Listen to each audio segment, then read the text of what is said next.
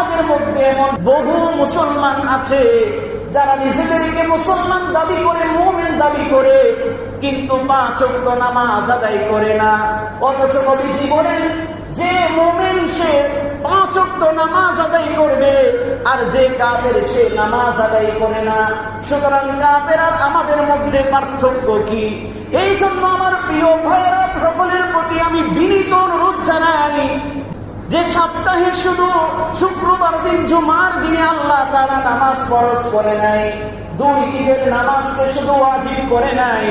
আল্লাহ রাব্বুল আলামিন যেমন ভাবে জুমার নামাজকে ফরজ করেছেন, ঠিক তদ্রূপ ভাবে তিনি ফজরের নামাজকে ফরজ করেছেন, যোহরের নামাজকে ফরজ করেছেন, আসরের নামাজকে ফরজ করেছেন, মাগরিবের নামাজকে ফরজ করেছেন, এশার নামাজকে ফরজ করেছেন।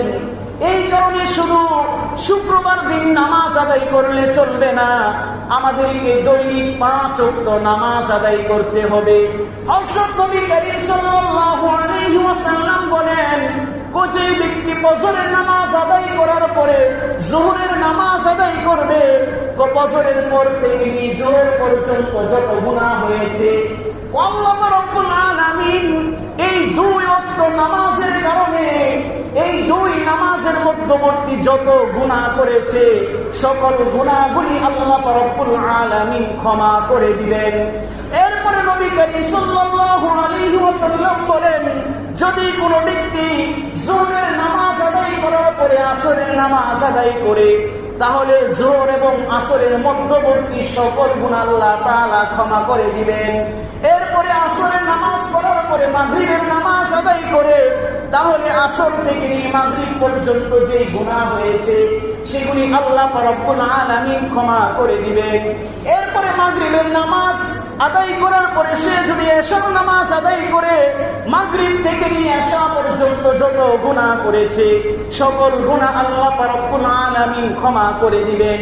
ফজরের নামাজ যদি সে আদায় করে, এশা থেকে নিয়ে ফজর পর্যন্ত যত গুনাহ সে করেছে, আল্লাহ রাব্বুল আলামিন এই 2 নামাজের বদৌলতে তার সকল গুনাহগুলি ক্ষমা করে দিবেন। বলেন সুবহানাল্লাহ। হযরত নবী করিম সাল্লাল্লাহু আলাইহি ওয়াসাল্লাম বলেন, যদি আমার কোনো উম্মত, যদি কোনো মুমিন, কোনো মুসলমান শুক্রবার দিন জুমার নামাজ আদায় করে, এর পরবর্তী আবার শুক্রবার দিন জুমার নামাজ আদায় করে, এই 2 শুক্রবারের জুমার নামাজ আদায় করার কারণে এই এক সপ্তাহের ভিতরে যত সগীরা গুনাহ হয়েছে, আল্লাহ রাব্বুল আলামিন তার সকল ধরনের সগীরা গুনাহ